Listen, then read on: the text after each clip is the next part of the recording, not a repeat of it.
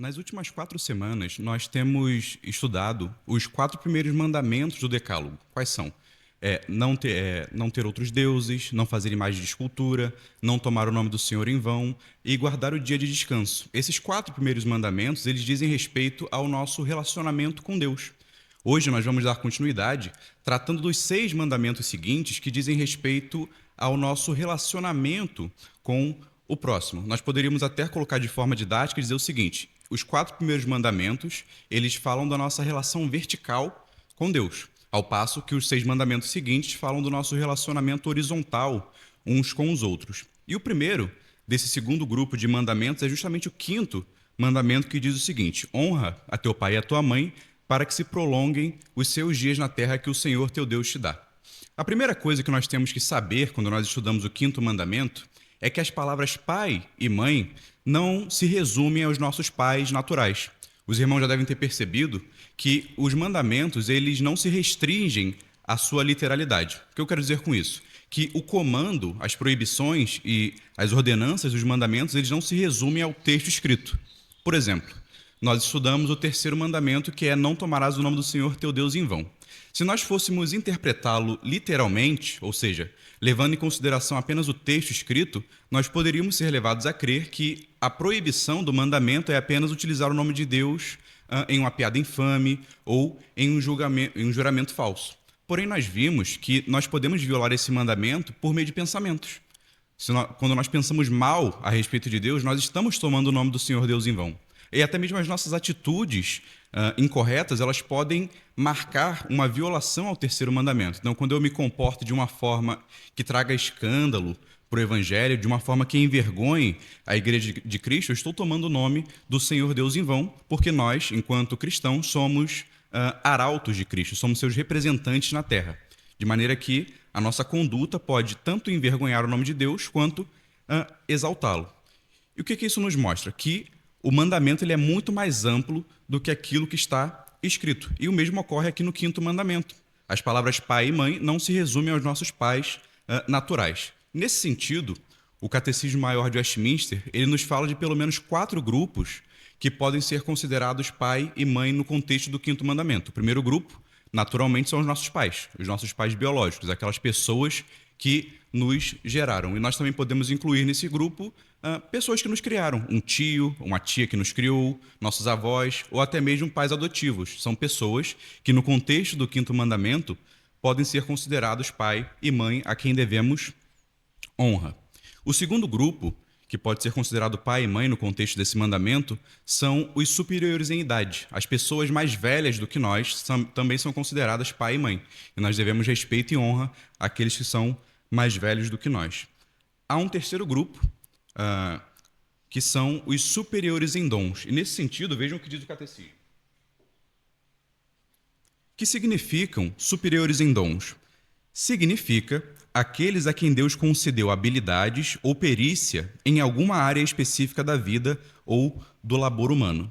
Então, quem é o superior em dom? É aquela pessoa que tem um conhecimento específico que nós não temos. É aquela pessoa que tem uma habilidade em uma área da vida que nós não temos. Pense, por exemplo, no médico. Um médico é alguém que tem conhecimento, tem habilidades na área da saúde, que nós não temos.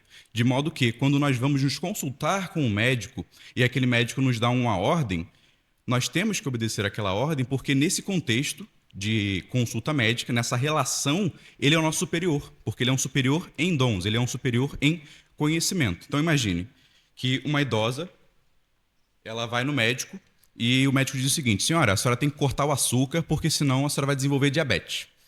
Ora, ele tem o conhecimento especializado, e se aquela senhora ela não obedece à ordem do médico, ela estará desobedecendo o 5º mandamento, porque naquele contexto de consulta médica, ele é o seu superior.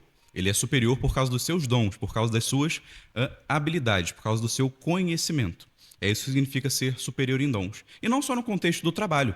Às vezes, alguma pessoa na nossa família ou na igreja ela pode ser superior em alguma coisa. Ela tem conhecimento bíblico maior do que o nosso, ela tem conhecimento de direito maior do que o nosso, ela pode nos ajudar naquilo que nós não somos tão bons.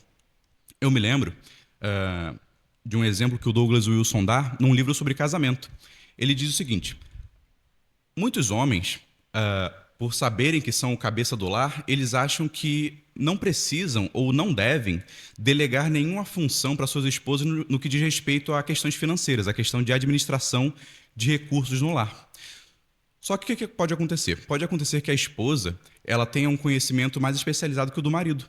Pode ser que, por causa da sua criação, ela saiba administrar melhor recursos financeiros do que o seu marido. Pode ser que ela faça uma faculdade de economia, de administração. Então, nos afirma Douglas Wilson, não seria tolice do marido delegar a administração dos recursos do lar à sua esposa, porque ele reconheceu que ela lhe é superior naquele dom, no dom da administração. Ele não estará abrindo mão do seu papel como líder da casa. Ele não estará abrindo mão do seu papel como o cabeça da casa. Ele estará sendo sábio na medida em que ele reconhece que a sua esposa, naquele contexto de administração de recursos, é superior a ele. Então, os superiores em dons também são considerados pai e mãe no contexto desse quinto mandamento. E, por fim, o quarto grupo, que o mandamento considera como pai e mãe, são todos aqueles que Deus investiu em cargos de autoridade, seja na família, seja na igreja, seja no Estado. Então, um pai, ele tem autoridade sobre o seu filho e, portanto, é o seu superior. Os oficiais da igreja, o presbítero e os diáconos, eles têm autoridade sobre nós e, portanto, são os nossos superiores.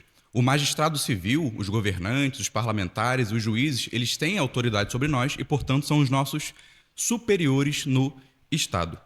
No contexto eclesiástico, os irmãos já devem ter percebido que nós não temos aqui na nossa igreja símbolos visíveis de autoridade. Nós não temos cadeiras no púlpito para mostrar que o presbítero ele tem uma preeminência sobre nós. Nós não temos vestes características do presbítero. Nós não temos que esperar o presbítero sair da igreja para depois sairmos. Eu já fui em uma igreja presbiteriana que o culto acabava e você tinha que esperar o presbítero ir lá para a porta e só depois você levantava. Lembra muito o padrão da igreja católica. Só que aqui nós não temos esses símbolos visíveis de autoridade. No entanto, isso não significa que o Túlio não seja uma autoridade sobre nós. Não é porque ele senta aqui no banco como qualquer um de nós que ele não seja uma autoridade sobre nós. Ele é uma autoridade na medida em que ele foi eleito pela igreja e foi posto nesse cargo por Deus, certo? Alguém tem alguma dúvida? Então, prosseguindo, o quinto mandamento, ele impõe que nós cumpramos certas obrigações em alguns tipos de relações. Relações de superioridade, relações de inferioridade ou relações de igualdade. Em outras palavras, nas diversas esferas da vida, nós podemos ser superiores e ou inferiores e ou iguais, certo?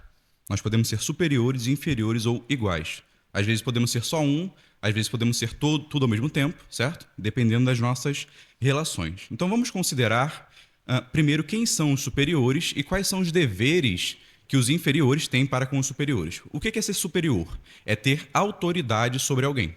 Então, o pai ele tem autoridade sobre o seu filho, é o seu superior. O patrão tem autoridade sobre o seu empregado, é, portanto, o seu superior. O presbítero tem autoridade sobre os membros da igreja, ele é, portanto, o nosso superior. E como nós, que somos inferiores nas nossas relações com o nosso presbítero, com os nossos pais, com o nosso patrão ou com os membros do Estado, devemos agir? Quais são, em outras palavras, os deveres que os inferiores têm para com os superiores? Primeiro, respeito. A reverência que é devida àquelas pessoas que estão acima de nós. E esse respeito, essa reverência, ela não se reduz às palavras. Ela também é marcada por palavras, por meio do uso dos pronomes corretos, senhor, senhora, certo? Mas ela não se reduz à utilização de palavras. Ela também se convola, ela também se traduz em atitudes. Vamos ler dois textos que nos mostram como o respeito aos superiores também está ligado às atitudes. O primeiro deles é 1 Reis 2,19 e o segundo é Levítico 19:32. 1 Reis 2:19. Quem achar pode ler, por favor.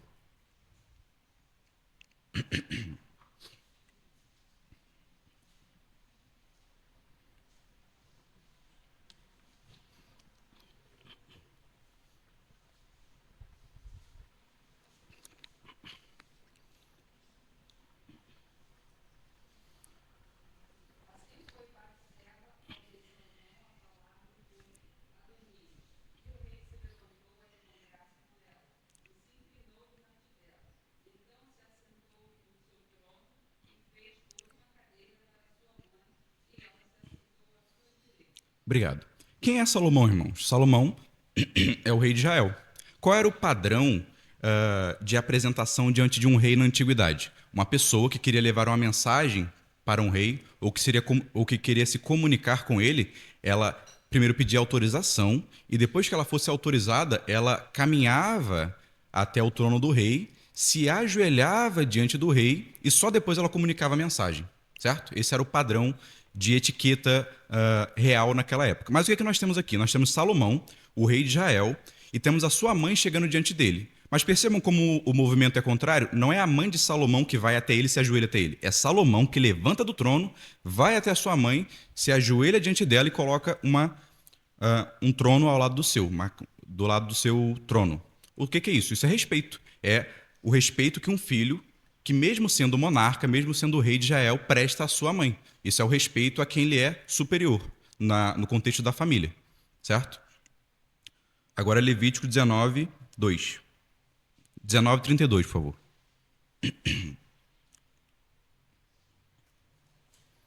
Quem achar pode ler.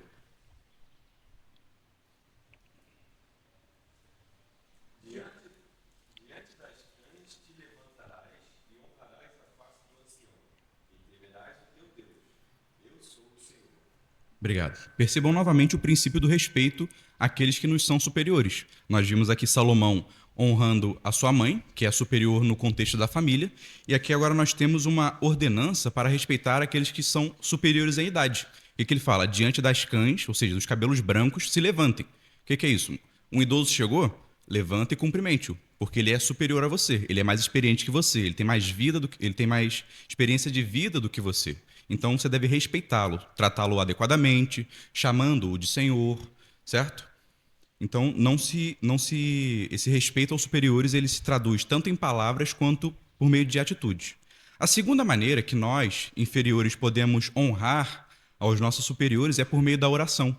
E talvez essa seja a forma mais negligenciada de honra que nós podemos prestar aos nossos superiores. Quantos de nós se dedica à oração não apenas por si mesmo, mas também pelos próprios pais? Quantos de nós ora pelos nossos oficiais? É muito fácil nós chegarmos na igreja e reclamarmos que a mensagem está longa, ou que o comentário do presbítero é longo, ou que determinado oficial da igreja ele é um pouco mais ríspido ou rígido conosco. Mas nós esquecemos que o ministério pastoral ou diaconal ele é um fardo muito pesado. Pensem, por exemplo, no cargo do presbítero. Já imaginaram como é que é a vida do presbítero? Primeiro, você tem que lidar com os problemas da sua casa. Esse é um primeiro ponto. Você tem que ser um exemplo para os demais irmãos. Esse é um segundo ponto.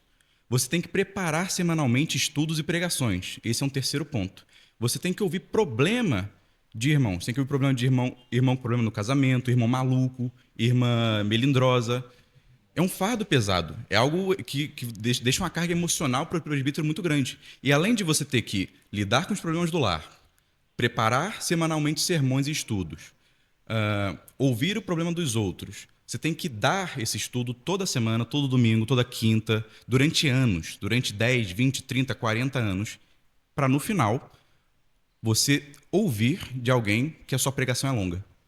O que isso causa, irmão? Isso causa desânimo na pessoa que é o oficial da igreja. Ele se dedica tanto, ele perde tempo de qualidade com a família. Ou vocês acham que quando o Túlio prepara um sermão, um estudo, ele não queria estar com a família, vendo um filme, passeando com a sua família? É o autossacrifício, é a cruz que ele tem que carregar. E quando nós, ao invés de orarmos por ele e falarmos palavras boas, só trazemos problema e reclamamos, isso é desanimador, certo? Tem um poeta chamado Charlie Brown Jr., que ele fala assim: alguém te perguntou como é que foi seu dia, uma palavra amiga, uma notícia boa, isso faz falta no dia a dia. Então, ao invés de só levar problema para o presbítero, diga uma coisa boa para ele. Fala: olha, obrigado, pastor, por aquele conselho que o senhor me deu, porque agora eu estou conseguindo vencer aquele pecado. Obrigado pelas orações que o senhor faz por mim. Toma aqui um presente, leva ele para passear, paga um rodízio para o Túlio, certo? Porque é um fardo pesado. Então, ao invés de só criticarmos a extensão da mensagem ou a forma como o pregador A ou o pregador B prega, nós devemos auxiliá-lo, certo? Aliviar um pouco o fardo pesado do ministério. Eu lembro que um dia a dona Aldenora ela falou uma coisa muito interessante para mim. Ela falou: estou orando por você. Então você vê que há um cuidado daquelas pessoas por você. Você se sente mais animado, certo? Então, orem pelos seus oficiais, tanto pelos presbíteros quanto pelos diáconos.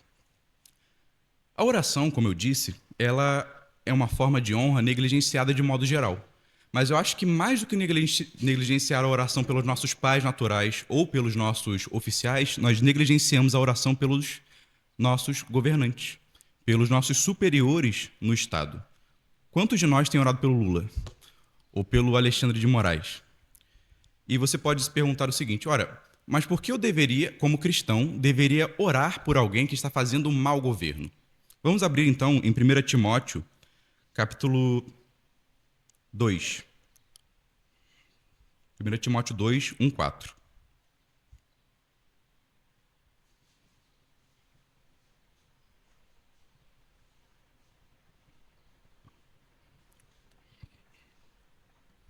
Eu vou ler, os irmãos acompanhem. 1 Timóteo 2, 1, 4.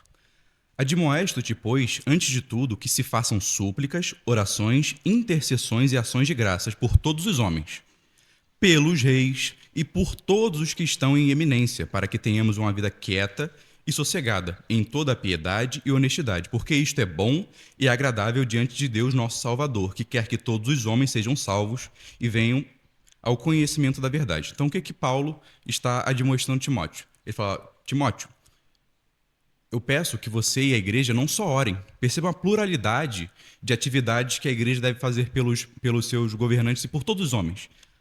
Súplicas, orações, intercessões e ações de graça. Ou seja, não é só orar, é interceder, é suplicar por aquelas pessoas. E vejam o que Paulo não diz. Paulo não diz assim, Timóteo, eu quero que você ore e faça súplica pelos governantes crentes, pelos reis crentes. Ele não fala isso. Ele também não fala, eu peço que você faça orações e súplicas pelos reis bons. Ele também não fala isso. Ele fala para fazer orações e súplicas por todos os reis, por qualquer autoridade que esteja sobre nós no Estado. E seria, irmãos, até um pouco de falta de conhecimento histórico da nossa parte não orar pelos governantes maus de hoje, que nem se comparam aos governantes da época de Paulo. Paulo está escrevendo aqui no contexto do Império Romano, e no Império Romano os cristãos eram brutalmente caçados. O imperador Nero, ele empalou no ano 68 diversos cristãos e tacou fogo neles.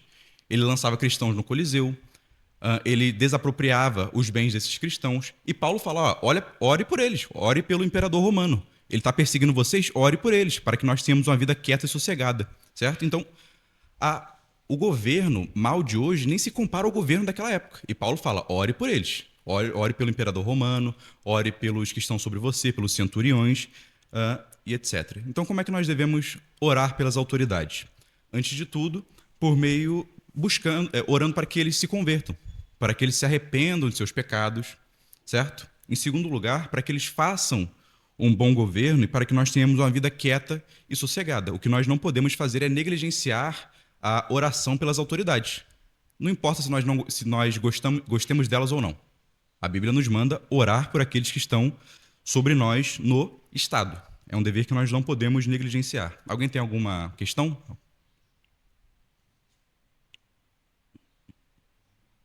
Ok.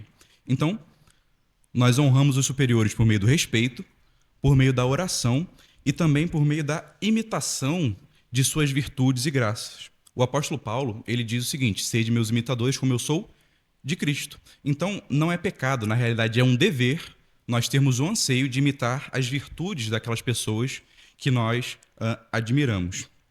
Hebreus 13, capítulo 13, versículo 7, diz o seguinte: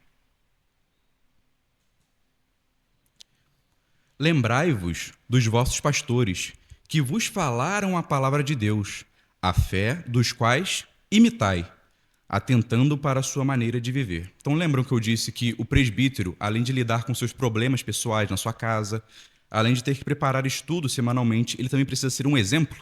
E esse exemplo que o presbítero nos dá precisa ser imitado. A Bíblia nos instiga a imitar o comportamento e as virtudes daqueles que estão acima de nós, aqueles comportamentos bons, aqueles comportamentos que estão conforme a palavra de Deus. Isso aplica na família também. Por exemplo, meu pai é muito trabalhador, então eu quero imitar essa virtude do meu pai, que é ser muito trabalhador. Ou minha mãe, ela é uma boa esposa, ela é calma, então eu quero imitar essa virtude da minha mãe. Não é pecado, na realidade é um dever imitar aquilo que é bom nos outros, certo?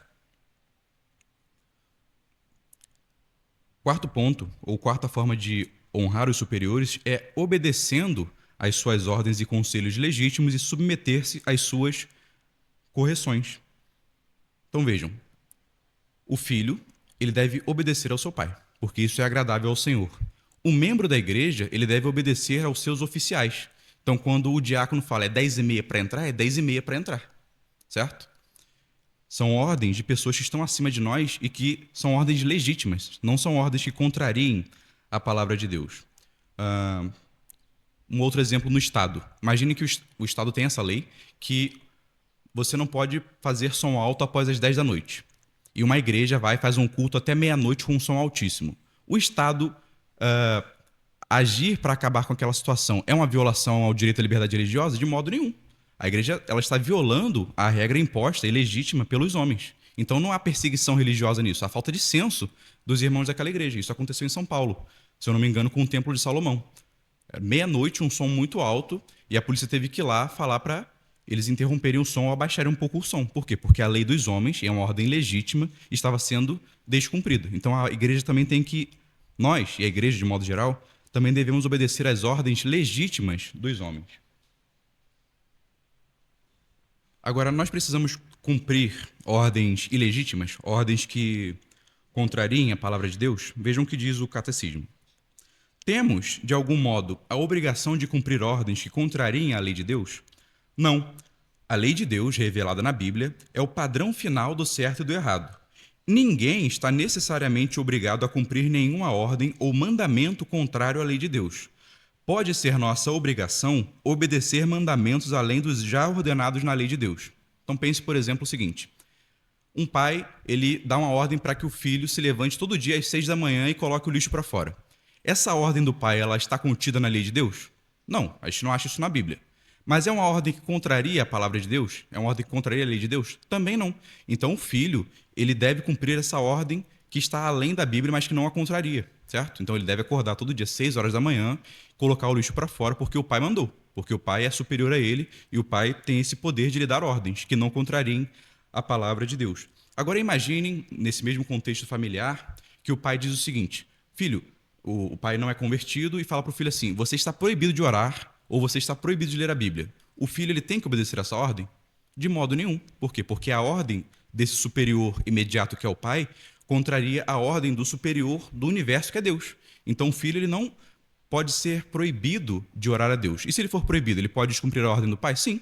Ele pode orar, mesmo que o pai não queira que ele ore.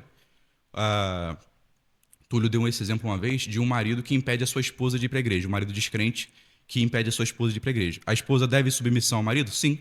Mas e se o marido impede ela de ir para a igreja, ela deve obedecer? Não. Por quê? Porque é uma ordem que contraria a lei de Deus. E nós, crentes, não devemos obedecer ordens que contrariem o mandamento de Deus, certo? Seja na família, seja na igreja, seja no Estado. Alguém tem alguma dúvida? Alguma observação?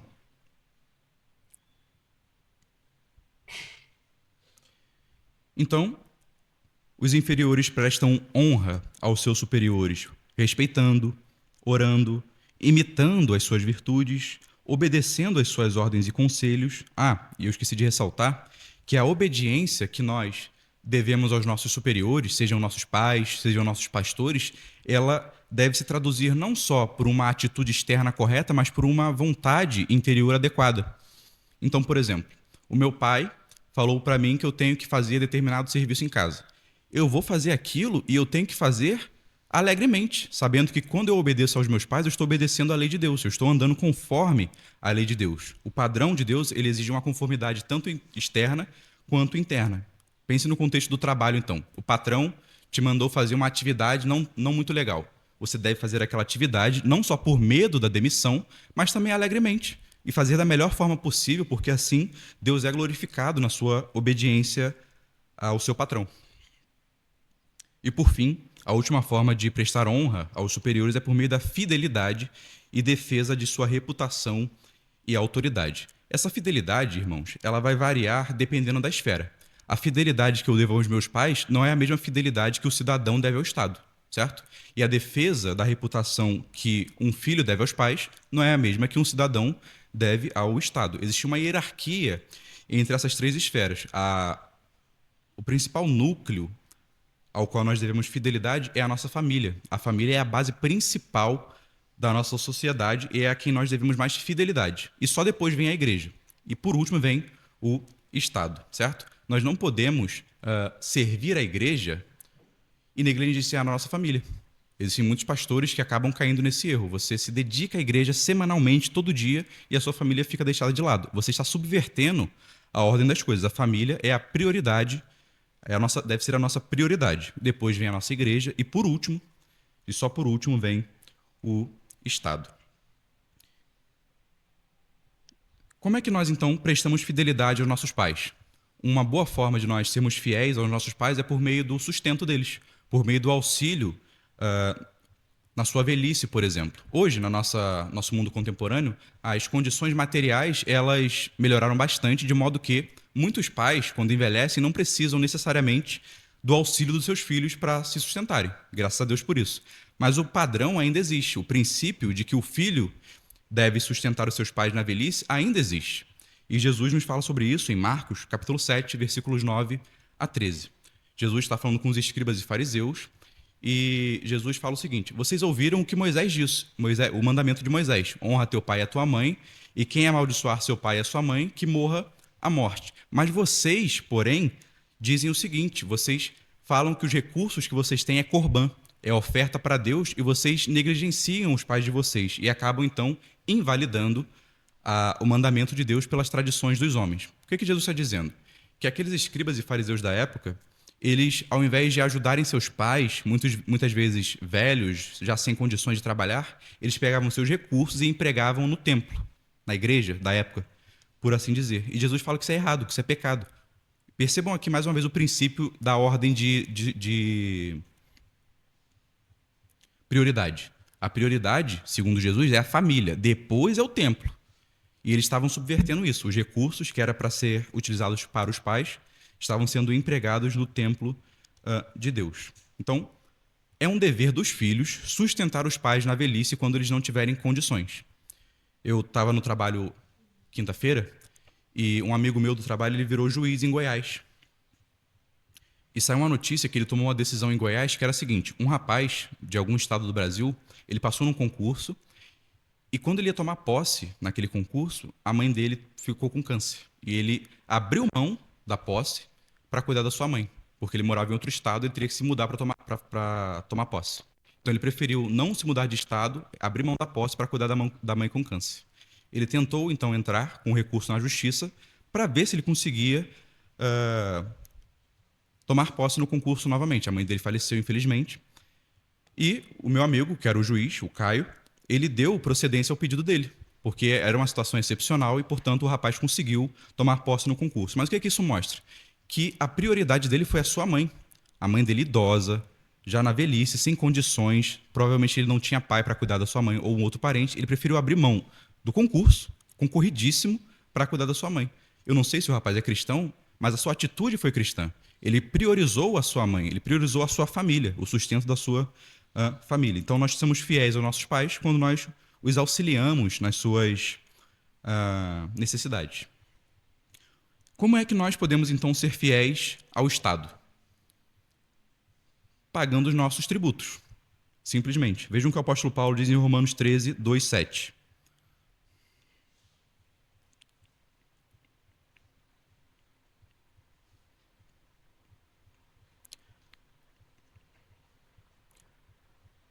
Por isso, quem resiste à autoridade resiste à ordenação de Deus.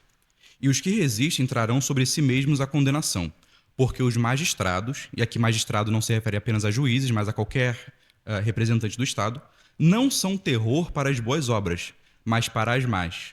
Queres tu, pois, não temer a autoridade? Faze o bem, e terás louvor dela, porque ela é ministro de Deus para teu bem. Mas se fizeres o mal, teme, pois não traz em vão a espada, porque é ministro de Deus e vingador para castigar o que faz o mal. Portanto, é necessário que lhe estejais sujeitos, não somente pelo castigo, mas também pela consciência. Por esta razão, também pagais tributos, porque são ministros de Deus atendendo sempre a isto mesmo. Portanto, dai a cada um o que deveis. A quem tributo, tributo. A quem imposto, imposto. A quem temor, temor. A quem honra, honra. Então, um cristão ele não pode dar jeitinho se ele, por exemplo, ele quer abrir uma empresa, e ele vai dar um jeitinho de não pagar os seus tributos ao Estado. Ele tem que pagar, certo? Isso significa que nós não podemos pleitear uma diminuição de impostos? Não. A gente pode tentar fazer com que os nossos representantes eleitos passem leis ou aprovem leis que diminuam os impostos. Mas o que nós não podemos é não pagar os nossos tributos ou dar um jeitinho para não cumprirmos as nossas obrigações com o Estado. É assim que nós somos fiéis ao nosso superior no Estado. E, por fim, temos o dever de fidelidade com os nossos oficiais, com os nossos presbíteros, com os nossos diáconos. Vejam o que diz 1 Timóteo 5, versículos 17 a 20. 1 Timóteo 5, 17 a 20.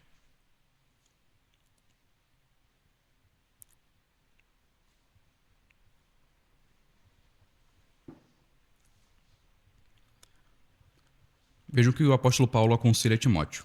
Os presbíteros que governem bem sejam estimados por dignos de duplicada honra, principalmente os que trabalham na palavra e na doutrina. Essa honra, a que o apóstolo Paulo fala aqui, ela se refere a recursos materiais.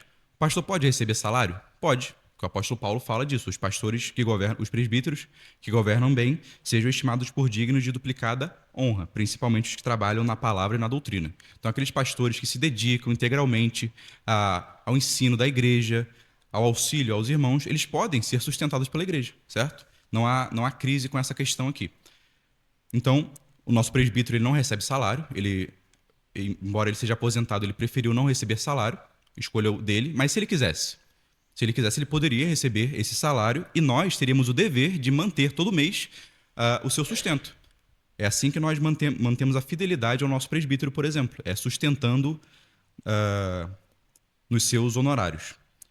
E além desse dever de fidelidade, nós também temos um dever de defesa da reputação e da autoridade dos nossos superiores. Vejam que o apóstolo Paulo continua aí, versículo 18. Porque diz a Escritura, não ligarás a boca ao boi que debulha, e digno é o obreiro do seu salário. Não aceites acusação contra o presbítero, senão com 2 ou 3 testemunhas. Aos que pecarem, repreende-o na presença de todos, para que também os outros tenham temor. O que Paulo está falando? Vocês devem defender a reputação dos seus superiores na igreja. Vocês não devem aceitar qualquer tipo de acusação. Se alguém acusa o seu presbítero ou o seu diácono de algum pecado grave, você não deve aceitar de primeira. Você tem que requerer provas daquela pessoa. Você tem que pedir que ela demonstre esse pecado. Só de boca não faz sentido. Então nós devemos defender a sua reputação, certo? Se alguém vier falar mal do nosso presbítero, nós falamos, olha, não é isso que você está falando, não. Nós temos esse dever de protegê-lo na sua reputação e também na sua autoridade. Existem igrejas que há diversos conflitos entre pessoas que querem usurpar os cargos umas das outras. Mas, nesses casos, a igreja tem o dever de manter a autoridade daquele que está no cargo. Alguém tem alguma... Eu estava pensando aqui, essa distinção entre superiores e inferiores é algo que acontece aos olhos dos homens e aos olhos de Deus também, ou somente dos olhos dos homens? Eu quero dizer, é que, por exemplo, o trabalho do lixeiro e o trabalho do presidente da República são igualmente importantes? E se sim, somente aos olhos dos homens ou também aos olhos de Deus? Não é da dignidade do trabalho em si, né? É da autoridade formal, aquela pessoa que foi investida formalmente naquele cargo.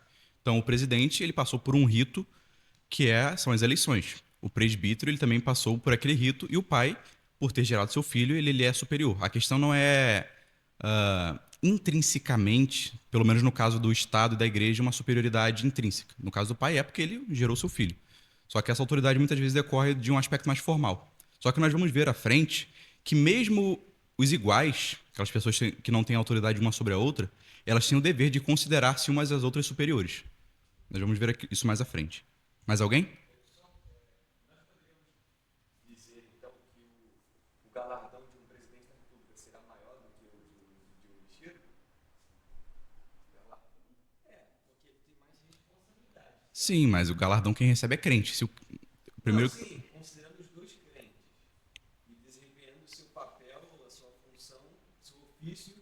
E se ele o faz bem, ele terá o maior galardão, porque ele fez o maior bem. Sim, Exatamente. maior recompensa. O médico pode ter mais autoridade do que os presidentes. O médico, por área específica, Uhum. o médico, o presidente não é.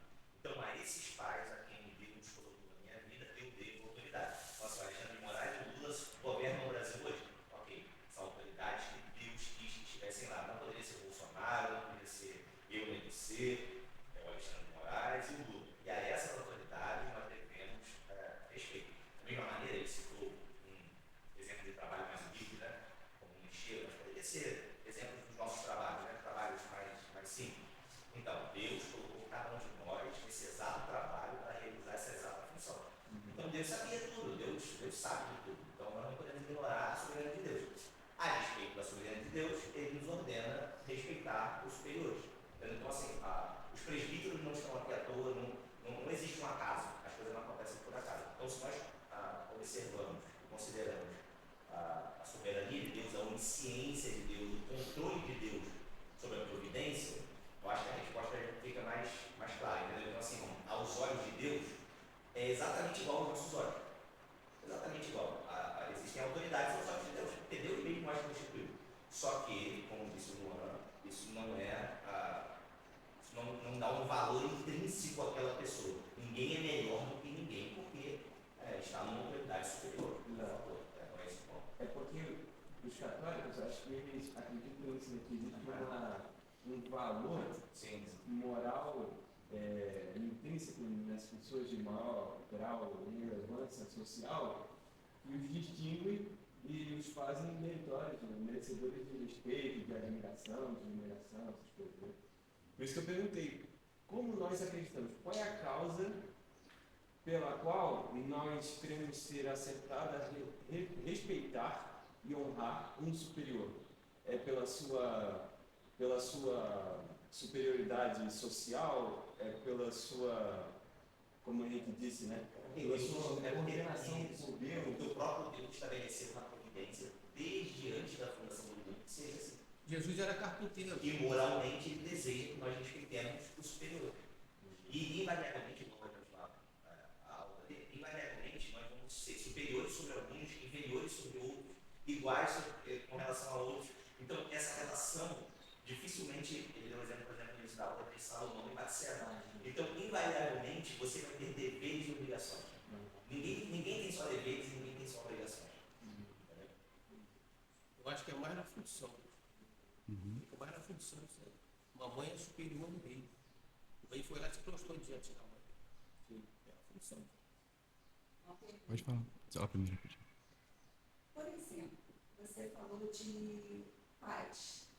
Pais é a autoridade, como você havia falado, que gestou o seu filho.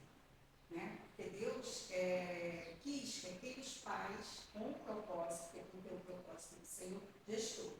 A autoridade da igreja, eu tenho que respeitá-la a partir do momento, eu não posso fazer isso, segundo a palavra de Deus que você disse.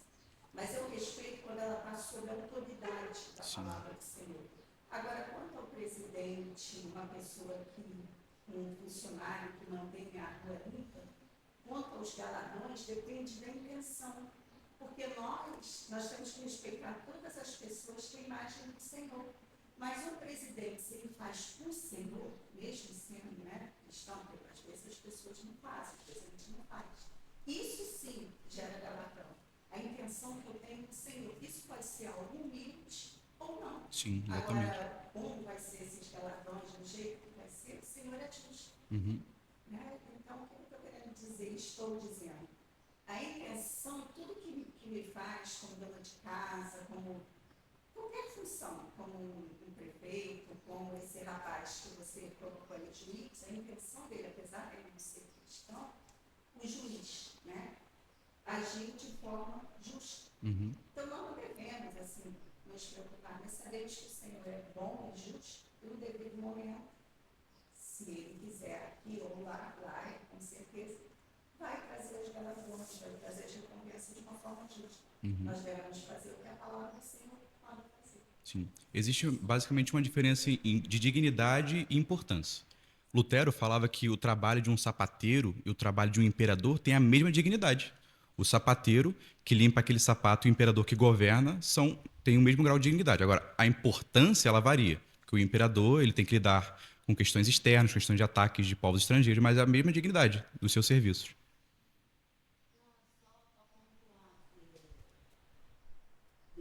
Respeito às autoridades eclesiásticas, governamentais, né? Somente nós, quando essas autoridades falham, tanto da igreja quanto os pais erram muito, né? E quanto aos políticos, como fica isso? Nós vamos aguardar o juízo de Deus, nós temos que continuar respeitando a si mesmo. O nosso catecismo ele fala que nós não devemos obediência àquelas ordens que contrariem a palavra de Deus. Mas existe uma grande diferença entre fazer um mau governo e contrariar a palavra de Deus no sentido de perseguição. Por exemplo, no contexto da Alemanha nazista, a igreja confessante, que era a igreja de resistência, eles resistiram a Hitler de forma armada, certo? Eles lutaram com armas de fogo contra o governo de Hitler.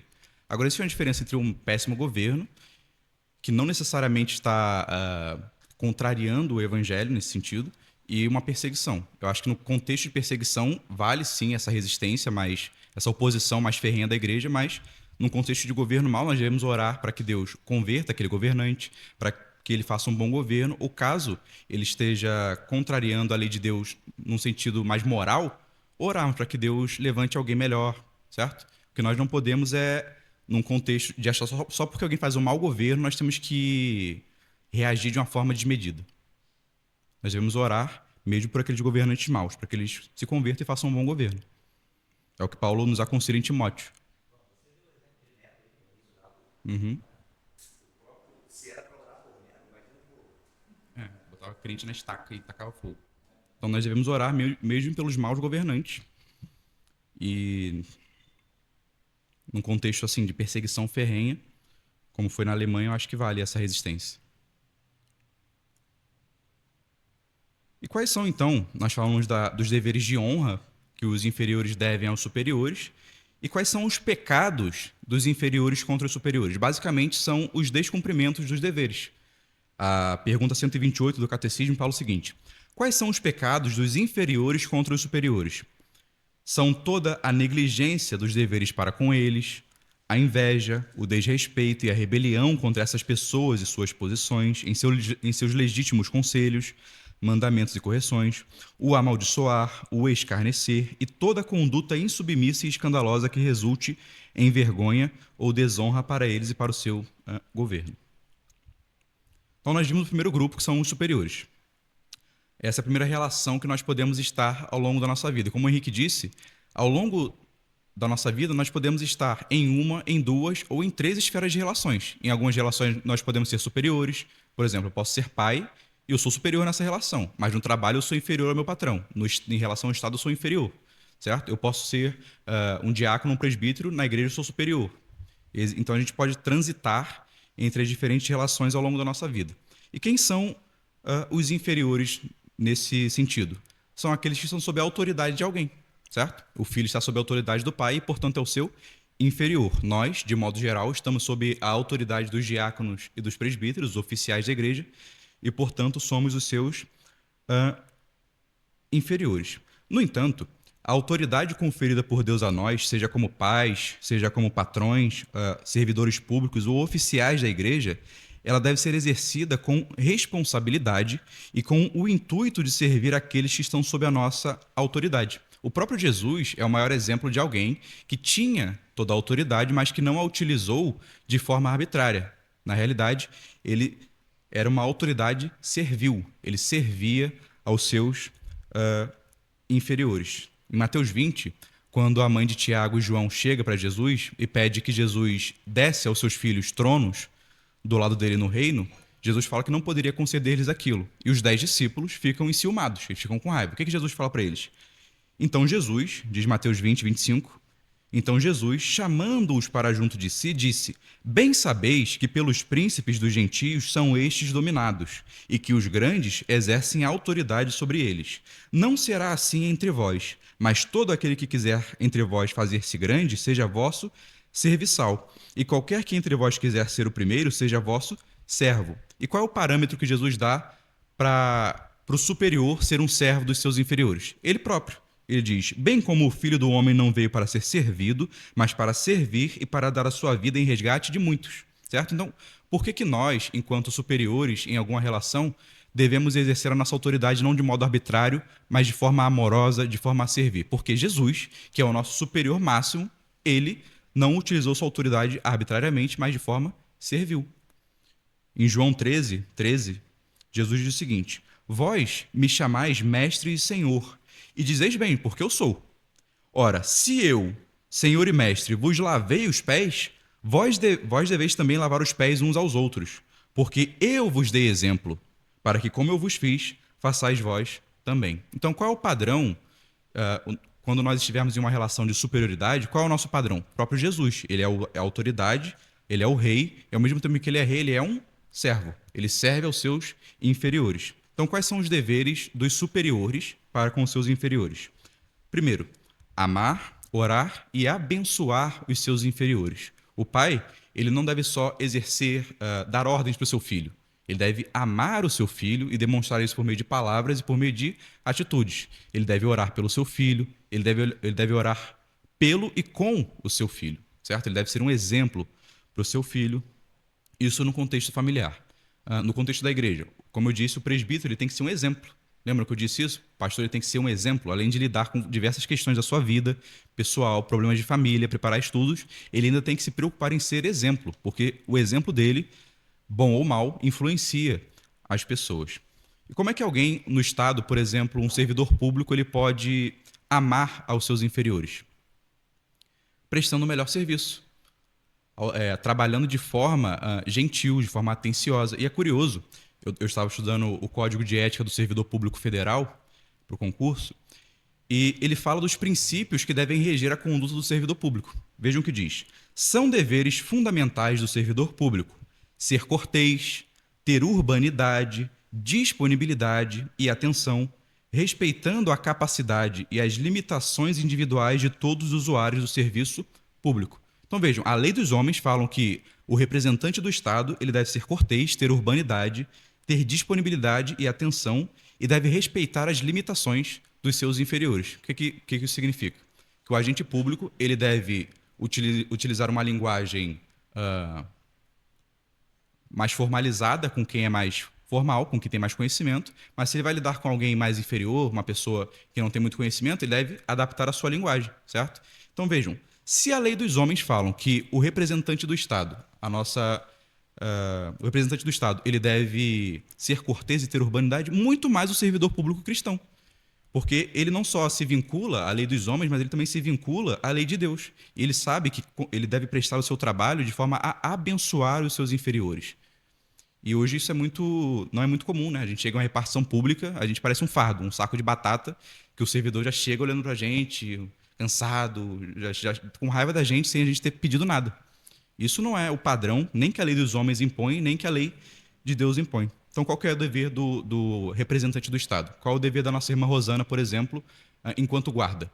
Ela deve ser cortês, ser respeitosa, se dirigir às pessoas com educação, ela deve ser rígida quando a situação demanda, certo? Mas ela precisa ter conhecimento de que os seus inferiores, ela deve servir aos seus inferiores.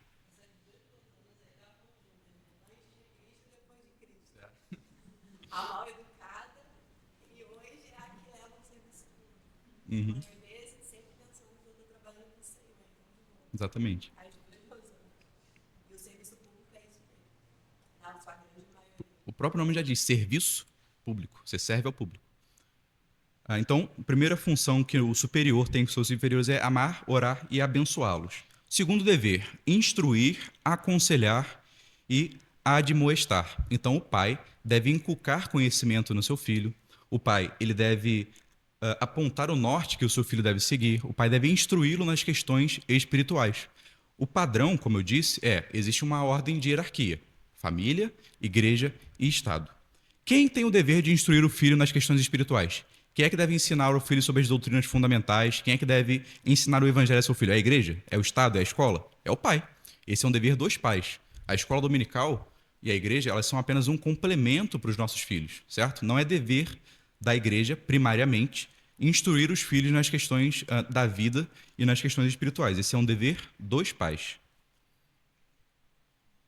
Óbvio que se uma criança ela não tem pais presentes, a igreja ela cumpre esse papel, mas isso é uma exceção. Terceiro dever do superior para com o inferior são os seguintes: aprovar, encorajar e recompensar os que praticam o bem, e reprovar, desencorajar e punir os que praticam o mal.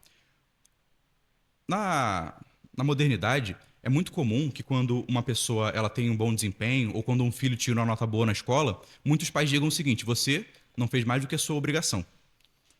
E as pessoas acham que seria errado recompensar o filho por aquela boa nota que ele teve, por aquele comportamento adequado que ele teve. Só que não é errado, irmãos. Na realidade, é até recomendável, porque quando você encoraja e quando você recompensa uma pessoa pelo bem que ela fez, ela, consequentemente, fará mais bem. Ela se esforçará mais ainda para fazer o bem. E vejam, qual é o maior exemplo de pessoas que, fazendo apenas a sua obrigação, recebem mais do que merecem? O crente. Nós já fomos salvos do inferno, nós já temos a eternidade garantida e nós fazemos boas obras. E o que Deus fala? Eu vou dar a vocês galardão. O que é o galardão? É uma recompensa pelas boas obras que você fez. O que são as boas obras? São as nossas obrigações. Nós fazemos as nossas obrigações e mesmo que Deus não precisasse, Ele nos dará uma recompensa. Ele nos dará um galardão. Então, não é incorreto, não é errado um pai ele recompensar um filho pela boa nota que ele teve. Não é incorreto um presbítero elogiar um irmão, certo? Pelo seu desempenho. Elogios não são errados. Você encoraja as pessoas. Por outro lado, também é um dever dos superiores reprovar e desencorajar e punir os que praticam o mal. Vejam o que diz Hebreus 12. Hebreus 12, 6. Porque o Senhor corrige o que ama e açoita a qualquer que recebe por filhos. Se suportais a correção, Deus vos trata como filhos, porque que filho há a quem o pai não corrija? Mas, se estáis sem disciplina, da qual todos são feitos participantes, sois então bastardos e não filhos. Então vejam, o superior máximo do universo, Deus, ele nos corrige. Ele nos açoita para que nós saiamos daquele caminho errado. Então, Deus, enquanto superior, ele tem essa autoridade e nós, enquanto superiores, também temos essa autoridade. Se um pai vê um filho fazendo algo errado e ele não reprova o seu filho, não é porque ele ama o filho. Na realidade, isso é desamor. Isso é indiferença. O amor, ele também passa pela correção, ele também passa pela disciplina, certo? Um outro texto interessante é Provérbios 29, 15.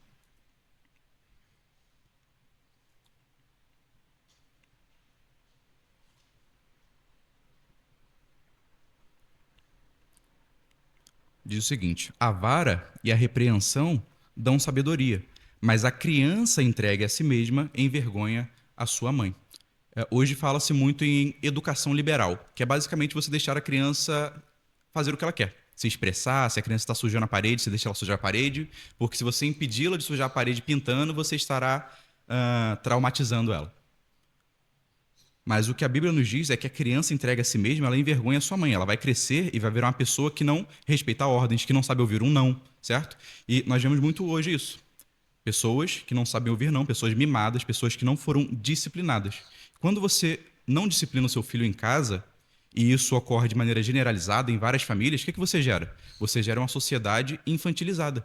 Uma sociedade que sempre precisa de um pai para tomar decisões por você. Então as pessoas não querem, por exemplo, liberdade de expressão. Porque tem sempre que alguém regular o que você vai falar. As pessoas não podem dialogar para tratarem suas questões. O que é isso? É uma sociedade infantilizada. Você sempre precisa de um pai, do Estado ou de um juiz para falar por você, certo? Mas não é isso o padrão. O padrão é a disciplina aos filhos e essa disciplina gera pessoas maduras, pessoas que sabem ouvir não, pessoas disciplinadas, pessoas que reconhecem limites, etc. Alguém quer falar alguma coisa?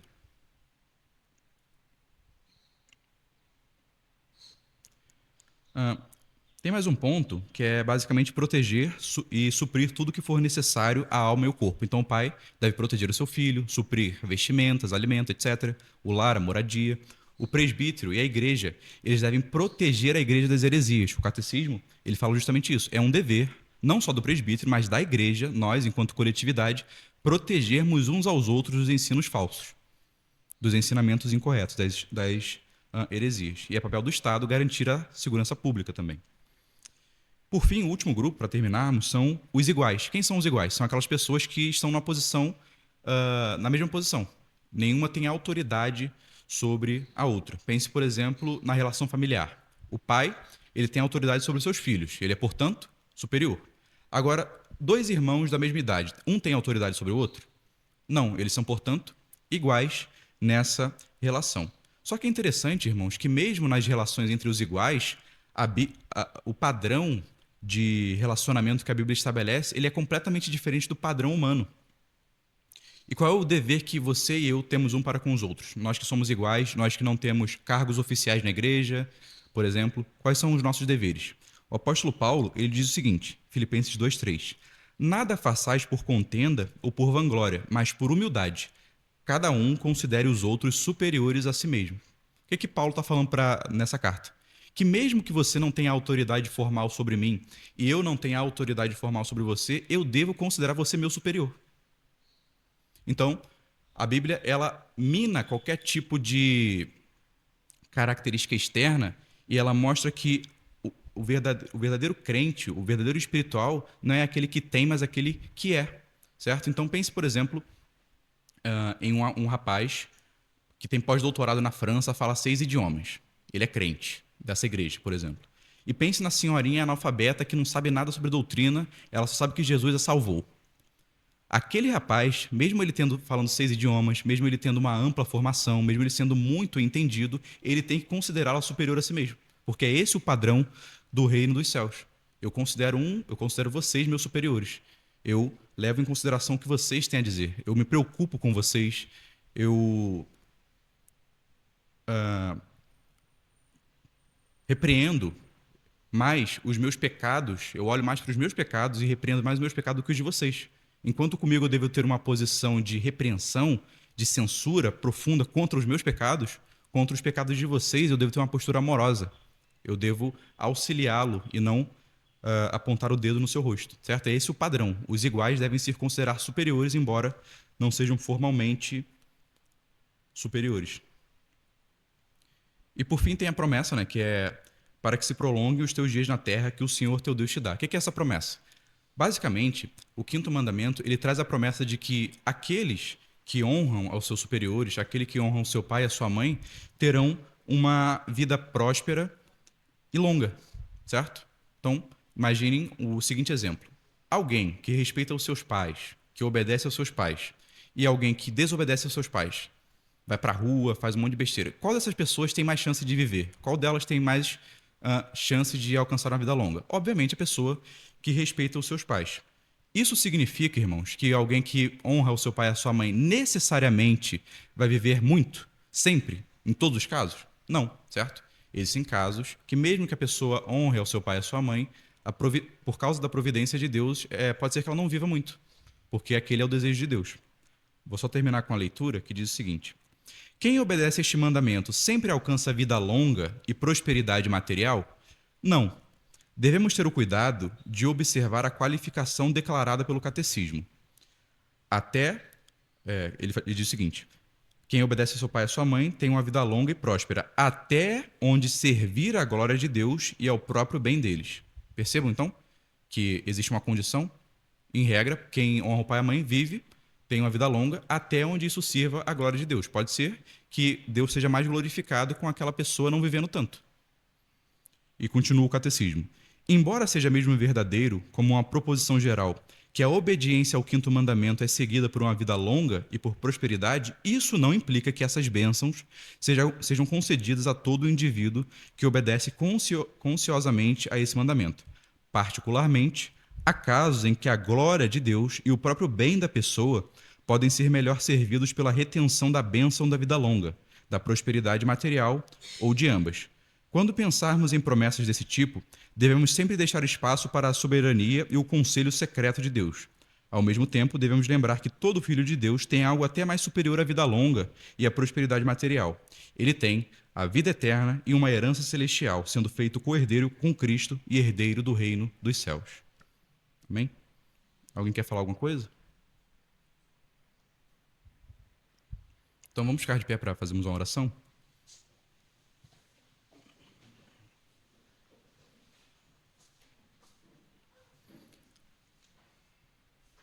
Senhor Deus, nós te agradecemos, Senhor, por esta manhã, por aprendermos, Senhor, mais da Tua palavra e dos Teus mandamentos. Nos ajude, Senhor, a obedecermos àqueles que estão acima de nós, Senhor, não só com condutas externas, mas com uma disposição interior adequada, Senhor, que nós possamos obedecer aos nossos pais com prazer, sabendo que ao obedecermos nossos pais, nós estamos obedecendo a Ti mesmo, naquilo que é correto. Ajuda-nos, Senhor, a obedecermos aos nossos oficiais na igreja e no Estado.